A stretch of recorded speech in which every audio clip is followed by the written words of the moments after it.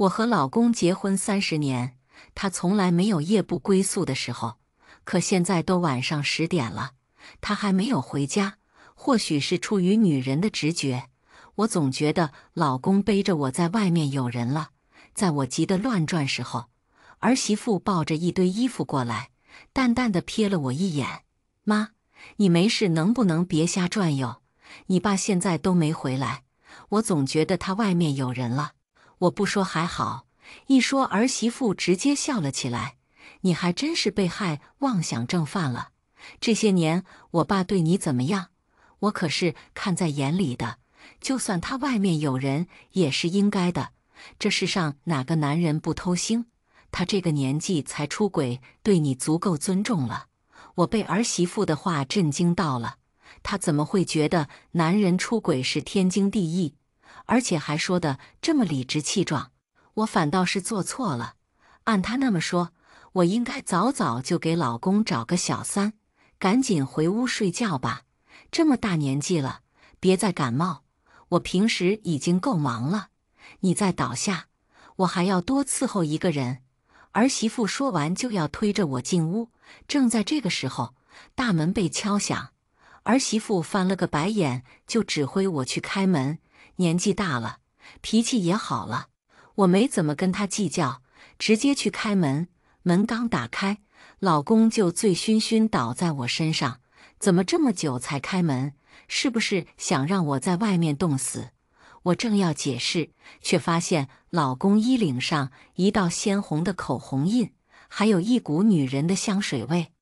凭借着看了100多部短剧的经验，往往这种剧情故事走向只有一个：老公他出轨了。看着那张醉得通红的脸，我没有犹豫，直接一巴掌扇过去。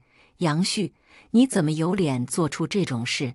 我一把推开老公，在他即将倒下去的时候，儿媳妇过来搀住他：“妈，至于吗？等杨浩回来，我就把这事告诉他。你一天天怎么这么能作妖啊？”我作妖？儿媳妇虽然文化水平不高，却也不至于好坏不分吧？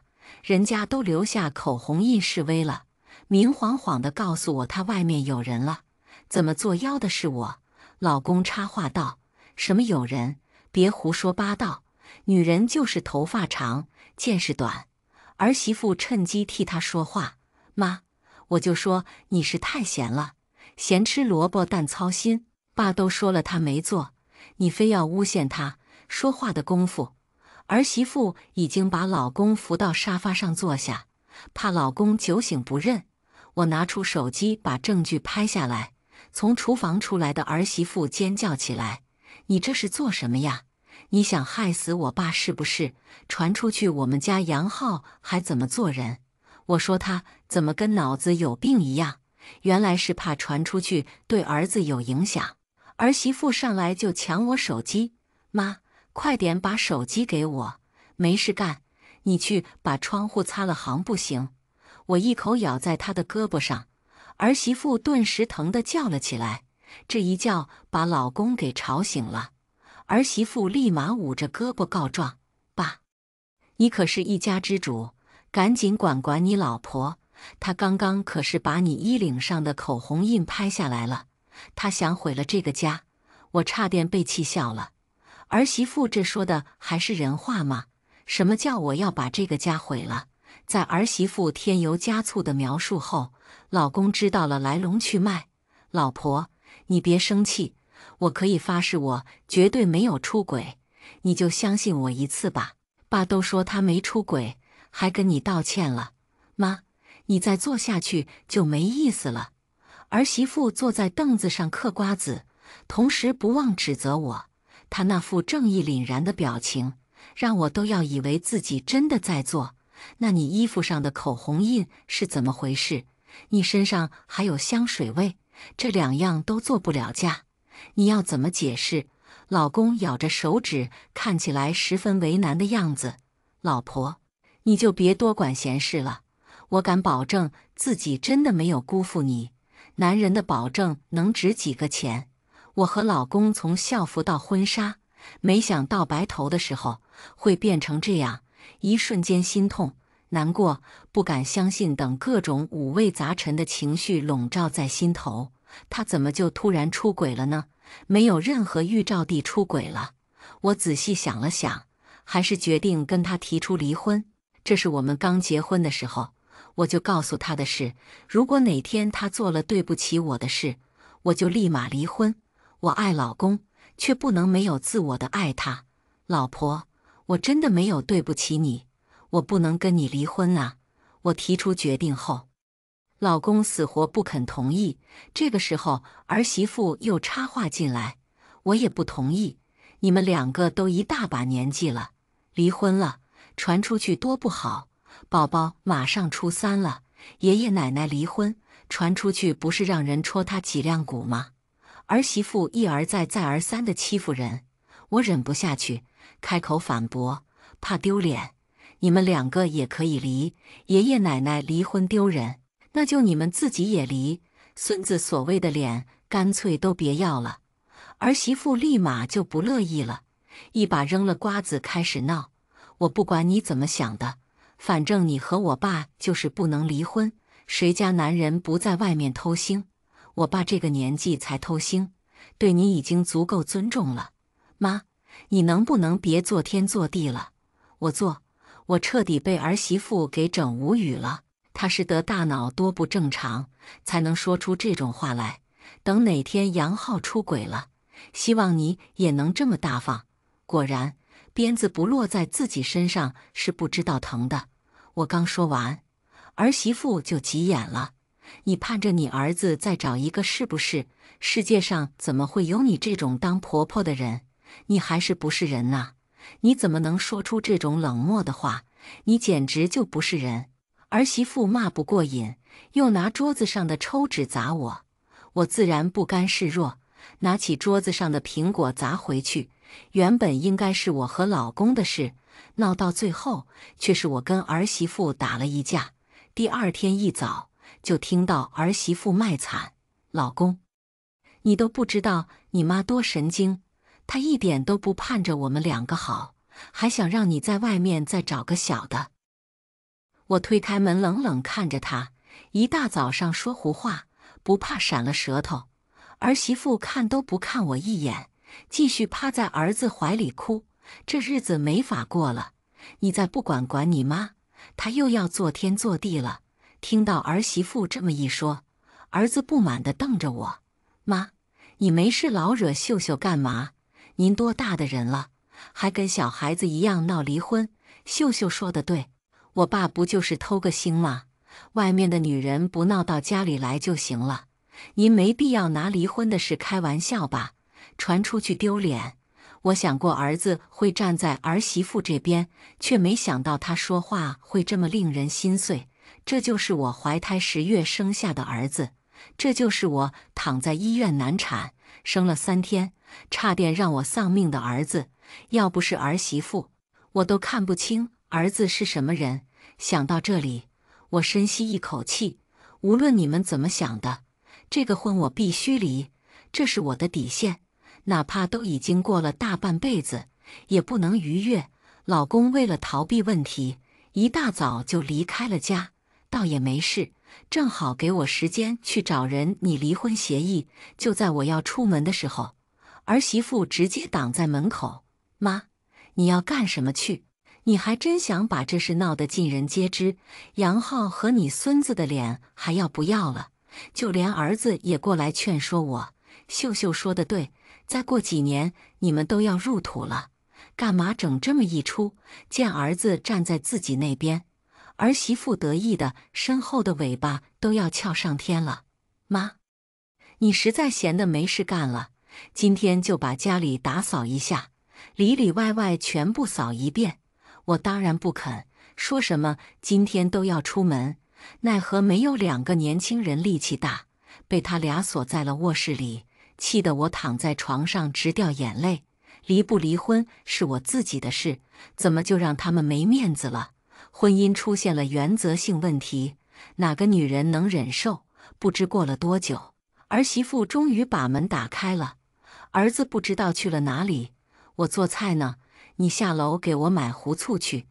儿媳妇眼珠子一转，继续补充：“别想那些有的没的，小心我再跟你干一架。”他说完就哼着小曲离开了。我也懒得跟他计较，麻溜地拿着手机和包就离开。等我从律师那里离开，打开手机就发现儿媳妇打了足足100个电话，还有不少短信。你个老不死的，还真跑了！杨浩领导今天要来，我忙着给他们做大餐。你这个老东西不帮忙就算了，还想着离婚，我坚决不同意你离婚。我爸不就在外面睡个女人吗？他又没睡在家里，你有什么好生气的？我最后再奉劝你一句，不许离婚。你要是再坐着离婚，我就让杨浩不认你，以后老了也不管你。看着这一条条数落我的短信，我气得差点没喘过气来。正在我找商店买水的时候，却看到了一个熟悉的背影，是儿子。他还揽着一个女人，在大庭广众之下搂搂抱抱，看起来好不亲密。儿子，在外面有人了！我的脑子如遭雷击，一片空白。父子俩是商量好一起出轨。正在我决定拍照给儿媳妇的时候，老公不知道从哪里出来：“老婆，别拍了。”儿媳妇那么说你，还想着给她说。我沉默了，心里有个恶魔跟我说，不要告诉儿媳妇。她不是觉得我在做吗？等她发现出轨的不是我老公，而是她老公，表情的有多丰富。恶魔战胜理智，我放下了手机。老公满意的一笑：“老婆，我发誓，我真没出轨。那天是这个女人闹到楼下了，儿子找我帮忙的。原来老公早就知道儿子出轨的事，甚至帮儿子善后。瞬间我的心情复杂，说不出是什么滋味来。我一直以为的好老公、好儿子背地里同流合污。老公能帮儿子打掩护，说明儿子也会帮老公打掩护。他现在没出轨，不代表以后不会出轨。或许他已经出轨了，只不过父子俩做的天衣无缝，让我暂时没发现。想到这里，我还是决定跟老公提离婚。老公就像一个坏橘子，表面看没什么大问题，其实内里早就烂透了。儿子也是一样。老婆，既然你知道这事了，可不能对着儿媳妇乱说。儿子辛苦赚钱养家不容易，和这个女人就是玩玩。见我没说话，老公就以为是我同意了，抱着我一顿啃。老婆，你真是太好了，以后儿子也会感谢你的。最后我和老公一起回家，儿媳妇先是冲着老公甜甜地叫了一声：“爸，你回来了，快洗手吃饭吧。”等老公进去以后，儿媳妇对着我翻了个白眼：“哟，还知道回来呢？妈，你别把自己当地主家的千金了。”看着儿媳妇的双标，原本打算提醒她的念头彻底打消了。我不懂儿媳妇为什么对我有这么大的敌意，既然她都不想做个好儿媳妇，那我何必上赶着热脸贴冷屁股？我越过儿媳妇进屋洗手，从卫生间出来就听到儿媳妇热络地在门口聊天：“你就是李总吧？真是年轻有为。”我跟着往门口看去，看清来的人是谁以后愣住了。儿子旁边的那个人，不就是今天和他亲嘴的女人吗？他的上司我见过，根本就不是这个女人。他居然把小三领进家里来了。我被儿子的恶趣味给恶心的不行了。老公在这个时候过来推着我入座，同时在我耳边低声威胁：“你可不要说些不能说的，咱们这个家要是散了，你就是天大的罪人。”这一幕落在儿媳妇眼里，又是我在犯公主病。李总，你千万别介意，我婆婆这个人没有公主命，却有公主病，吃个饭都要我公公哄着她才吃。所谓的李总撩了撩刘海，冲我甜甜的笑道：“说明阿姨有个好老公宠着自己，我真是羡慕你，有杨浩这么一个好老公，不像我孤身一人，什么都没有。”听到儿子上司夸自己老公，儿媳妇立马笑得合不拢嘴，又把荤菜往李总那边摆。我原本正要夹的菜也被他拿过去。年纪这么大，还吃这么多肉，多吃菜才能对身体好。儿媳妇转头冲着李总又是一脸谄媚，这可是我的拿手好菜，李总你必须尝尝。我不仅不生气，反而觉得儿媳妇很可怜，也很可笑。等她知道自己忙前忙后伺候的是小三，不知道该是什么心情。我越想越激动，也就没在意儿媳妇的不礼貌。饭桌上，儿媳妇对李总大献殷勤，老公和儿子看笑话似的看她，儿媳妇却以为这是他们父子俩对自己的认同，害羞的脸都红了。她这时候但凡是注意一下，就能看到儿子和李总在餐桌底下牵着的手，还有李总时不时给儿子抛的媚眼。只可惜儿媳妇沉浸在自己的世界里，什么都没发现。看到这里，我不由长长叹了一口气，却又被儿媳妇给抓到错处了。大家吃得好好的，妈，你没事老叹什么气？实在不行你进屋吃吧，别影响了杨浩和李总。李总扑哧一笑，没事没事，阿姨可能烦心事太多，哪里像嫂子这么可爱，想必杨浩一定过得很幸福吧。儿媳妇不懂李总说的话，只是一个劲的傻笑。嗨，我们小区的人都夸我可爱呢。我沉默了。可爱这个词现在变了味，从前是夸外貌或者举止，现在却成了单纯和傻逼的形容词。李总的敌意都这么明显了，儿媳妇还没察觉，一时间我也想夸她可爱。有时候看着杨浩，我就特别嫉妒嫂子。如果我来的早一点，或许就能嫁给这样的好男人吧。李总话一出来，桌子上的几人身子都僵住了。儿媳妇怀疑的目光在两人身上扫来扫去，儿子和老公紧张的额头汗都要掉下来了，怕李总又语出惊人。老公赶忙打圆场：李总，多谢你在工作上对我儿子的提携。老公在提醒儿媳妇不要瞎闹，这是儿子的上司，以后能不能升职都是他说了算。有了这么一句话，儿媳妇只能强挤出一抹笑，跟着附和：李总这么漂亮，以后肯定能嫁个好老公的。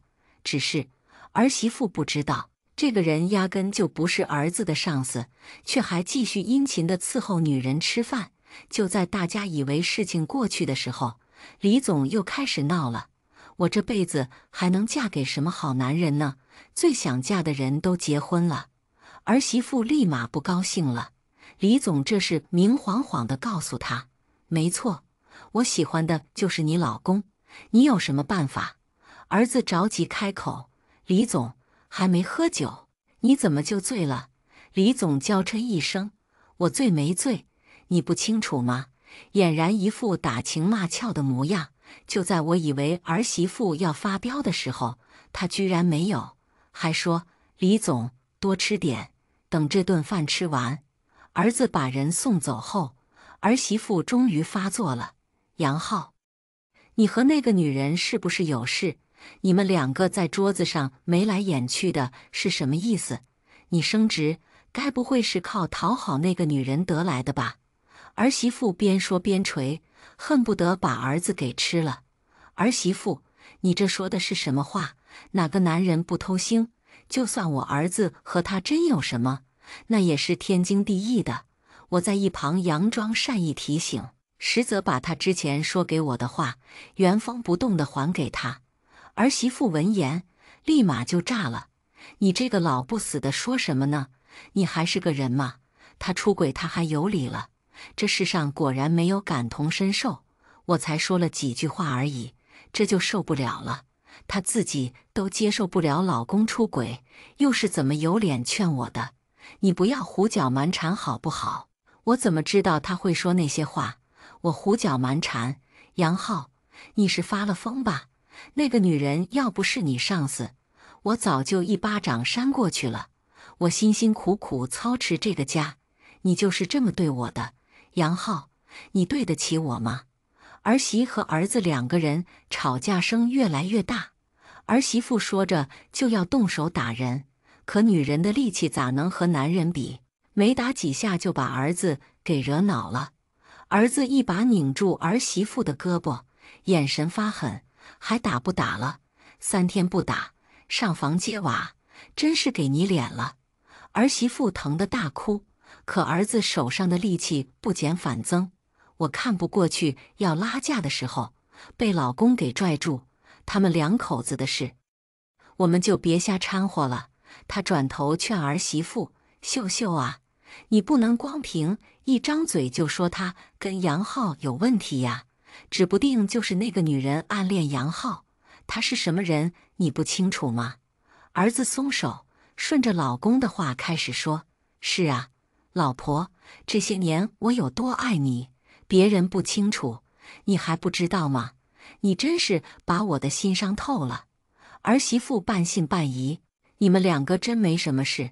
儿子竖起手指发誓：“我发誓，我要是跟那个女人有什么，就不得好死。”见儿子发这么严重的事，儿媳妇再也管不了其他的了，一把抱住儿子，又开始腻歪。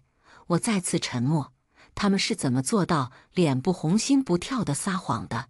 看儿子和老公的架势，两个人撒谎不是第一次了。我的心再次凉了下去。我的直觉是这两个人都出轨了，而且互相包庇。老公有事出去了，因为惦记着离婚的事，晚上我就没睡着。凌晨1点左右，听到客厅有动静，我悄悄出去，就看到儿子离开的背影，估计又是去见那个女人了。我再怎么讨厌儿媳妇，她终究也是一个可怜人，还是把这事告诉她吧。等我穿好衣服，开门正好碰到儿媳妇，她阴阳怪气地开口：“又大半夜不睡觉，你又做什么妖？该不会是打算出门捉奸吧？”确实是去捉奸，只不过捉的对象是你老公。我的心里猛地升起一股恶趣味。秀秀，妈想出门散散心，你能不能陪我去？照片哪有亲眼见到的杀伤力大？儿媳妇不屑开口：“大半夜散步，真有你的，老东西！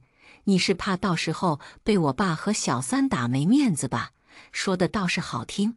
我故作伤心的样子：“哎，你要是不愿意就算了，我自己去吧。我刚才看见杨浩出门，不知道干啥去了。听物业说小区里有女人大半夜勾引男人，不知道。我们现在就去。”我话还没说完，儿媳妇就急了，匆匆忙忙套上一件外套就和我出门了。大半夜也不知道儿子去哪儿了。我和儿媳妇转悠一圈都没见到人。儿媳妇不满地数落我：“我看你真是年龄大了，别人说什么都信。”我没理她，仔细想儿子可能在哪里，没有人会在大半夜悄悄出门，肯定是出门幽会，白天吃饭的时候就能看出来。那个姑娘不是一个省油的灯，话里话外都想让儿子离婚，跟他在一起。偏偏儿媳妇太蠢，儿子和老公随便说什么她就信了。外面天气凉，约会不可能在公园，楼里又有监控，儿子肯定不想被录下点什么。去外面开房的话，早上回来说不清楚，那就只剩下一个地方能去了，地下车库。想到这里，我一把拽住要回去的儿媳妇：“妈想起有个东西要拿，秀秀，你能不能陪妈去车里拿？”儿媳妇一把甩开我，绕了一大圈：“你就是想让我陪你去车里拿东西吧？还编这种谎话骗人！回去我就告诉你儿子，你是个什么德行？等你孙子月底从学校回来，我也想告诉他，你是破坏我们感情的罪魁祸首。”我都要被儿媳妇给气笑了。大家都是女人，我被她那么说，心里还想着她，而儿媳妇就跟疯了一样，一直针对我，有时候真想撬开他的脑子，看看里面都装了什么东西。不明白，女人何苦为难女人？算了，还是不提前告诉他儿子的事了，还是等他亲眼看吧。我长吁一口气，秀秀，都是妈不对，这次就麻烦你了。回去以后，我肯定跟杨浩好好夸你。一听能在儿子面前夸他，儿媳妇又换了一张脸。妈，也不是我不愿意陪你来，只不过你老拿杨浩出轨的事说，我这才生气的。我一边拉着他往电梯走，一边敷衍：都是妈的错。我知道爸外面有人对你的冲击力很大，你嫉妒我和杨浩感情好，可也不能诬陷你儿子吧。我看着楼层数字，继续敷衍：妈以后再也不了，等会儿就知道我有没有诬陷了。其实爸在外面有人你不用管，男人嘛，就是喜欢拈花惹草，等外面玩够了，自然就回家了。我现在只希望儿媳妇一会儿还能说出这种话来。到了地下车库，大老远就看到我们家的车一摇一摇的，儿媳妇跟傻子一样，没认出自己家车。妈呀，谁大半夜在这里做那种事？我疑惑。你看那像谁家的车？虽说这些车的样子大差不差，却也没有人能认不出自己家的车吧？一排黑车中，我一眼就看到了自家车，儿媳妇却看好戏的拿出手机，谁知道呢？先拍下来发业主群里，大老远的儿媳妇就拍了一段视频，反手发在了业主群里。我阻止已经来不及了，短短几分钟，物业群就沸腾了，纷纷艾特儿媳妇靠近点拍，儿媳妇也拽着我小跑过去拍，还有1米左右的距离，就听见车里的喘声。儿媳妇边发视频边吐槽，真不知道是谁家的骚狐狸，背着老公偷情，叫得真欢。我要是知道是谁媳妇，一定告诉她老公，让她老公狠狠收拾一顿。我反问，你怎么知道是谁老婆出轨了？儿媳妇翻了个白眼，压低声音说，男人出轨都是女人勾引的，被勾引的男人也真是惨，传出去名声都要坏了。他老婆也是个没本事的，自己老公都看不住。我的三观彻底被儿媳妇震碎。她这些话真的是经过大脑说出来的吗？我怎么感觉是从职场出来的话？我更怀疑儿媳妇是不是被家里人洗脑了，否则什么样的家庭能教出这种人？儿媳妇说的越多，我对她的怜悯就越少。骂吧，最好骂爽，等会儿发现主角的时候就骂不出来了。儿媳妇一连发了5、6条视频在物业群里，同时询问这到底是谁家的车。我甚至有些怀疑她是不是眼瞎。你们赶紧看看自己老婆还在不在，别等绿帽子到头上了还不知道。咱们小区居然出现这种女人，其他业主附和，没错呀，这传出去，我们小区人的脸都没了。1502，你快拍一下脸，让大家看看是谁媳妇这么不要脸，能拍快点吗？我现在觉都睡不着了。她老公能不能现在就去捉奸啊？给大家来个现场直播。那个带1502这辆车好像，怎么看着像你们家的车呀？你要不赶紧看看吧。随着这条艾特的信息，儿媳妇原本看好戏的脸瞬间严肃起来，跑到车后面开始认真对车牌号。下一秒，一声尖叫响起，我今天打死你们这2个贱人！儿媳妇二话不说就去开车门，结果车门被上锁，死活打不开，同时车也不动了。里面的2个人开始装死。杨浩，你敢做不敢当，把车门打开，我今天非得给这个贱人一点颜色瞧瞧。儿媳妇疯了一样拽车门，或许是怕车被儿媳妇弄坏，儿子也不敢装死了，从另一头下来，对着儿媳妇怒吼：王秀，你有病是不是？没事吼什么？儿媳妇从那边绕到这边就要上去，却被儿子死死抱住，不让她上去。儿媳妇急得大哭：杨浩，你不是发誓没有对不起我吗？你怎么能做这种事？你怎么对得起我？我好心劝他，秀秀啊，我儿子出轨，肯定你也有责任，连我儿子都看不住。你能做什么？儿子赞同的点头。儿媳妇恶狠狠瞪着我，破口大骂：你这个老不死的，赶紧去死啊！你怎么能说出这种话来？我疑惑地开口：这些话不是你自己说的吗？真是奇了怪了，落在别人身上行，落在自己身上就不行了。儿媳妇真是把双标贯彻到底了。被我这么一说，儿媳妇说不出话来，只是一个劲儿地踹门：你给我滚出来！当小三你不得好死，最好现在就给我去死！被儿媳妇这么一吼，里面的人还真出来了，不是别人，正是那个李总。李总故意露出锁骨上的草莓，优雅地踩着高跟鞋打开车门下来，看清跟自己老公偷情的人是谁后，儿媳妇傻眼了：怎么会是你？你不是杨浩的上司吗？李总冲着儿子妩媚一笑：怎么不算呢？我的确在上面，当然是杨浩的上司了。都说恶人自有恶人磨，李总之一句话，彻底击溃了儿媳妇。啊！你们这两个贱人，我要杀了你！儿媳妇挣扎着就要打李总，却被儿子死死抱住。情急之下，儿子一巴掌扇在儿媳妇的脸上，又重重地把她推倒在地。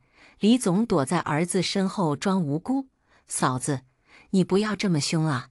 你今天做的饭我很喜欢吃，下次还想去吃呢。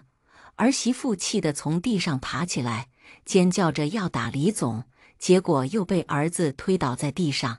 看着这一幕，我只觉得讽刺，这就是所谓的婚姻。儿媳妇一次次冲上来，又一次次被儿子推倒在地。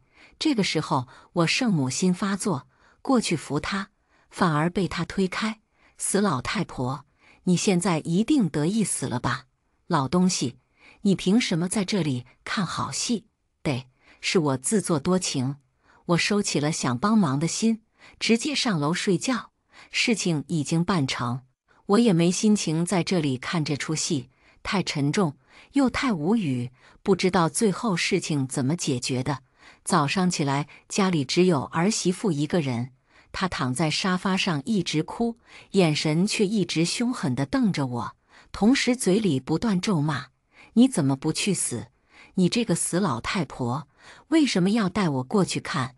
都是你这个死老太婆，如果不是你，我们好好的家就不会变成这样，杨浩就还是爱我的，都怪你这个贱女人，执迷不悟。我懒得管他，直接出门。我找了私家侦探去跟踪老公，和我想的一样，父子俩都不是什么好东西，有父必有子。老公在外面果然有其他女人，甚至还有了一个1岁多的孩子。想起老公求婚时对我说的爱情誓言：老婆，我跟你结婚以后绝对不会有小三，有小三我就自己杀了自己。如果发誓真的有用，世上的人早就死光了。我没着急去跟他闹，那样太难堪，我早就过了去闹的那个年纪了。我直接把所有资料交给了律师，让他帮忙打离婚官司。刚开始，老公和儿子还假惺惺求我别离婚，没几天就暴露本性骂我，甚至造谣我。我把证据全部保存下来，等离婚官司顺利结束以后，我反手又用造谣把父子俩告上了法庭。发烂发臭的儿子和老公，我一个都不想要。最后，房子被判给了我，还有10万块钱。拿到房产证的当天，我就把房卖了，然后潇洒离开。老公很快就把那个女人娶回家，儿媳妇也没和儿子离婚，居然还允许那个李总住进去。不知道儿媳妇的脑子里装的都是什么，不过尊重他人命运，我也懒得管那么多闲事。我拿着钱出去旅游，去完成自己计划，去过另外一种人生。随手拍的视频居然火了，我接住这波流量，成功做了博主，成为网友口中的快乐妈妈。就这样，在大半辈子过去后，我有了自己的事业，找到了自己的价值。最后一次知道儿媳妇的消息，还是从以前的邻居嘴里知道的。老公后面找的那个女人也不是省油的灯，两个人联合起来欺负儿媳妇一个人。老公和儿子也向着他们，最终儿媳妇被逼疯了，给全家人下了毒。哎，这都是他自己的选择。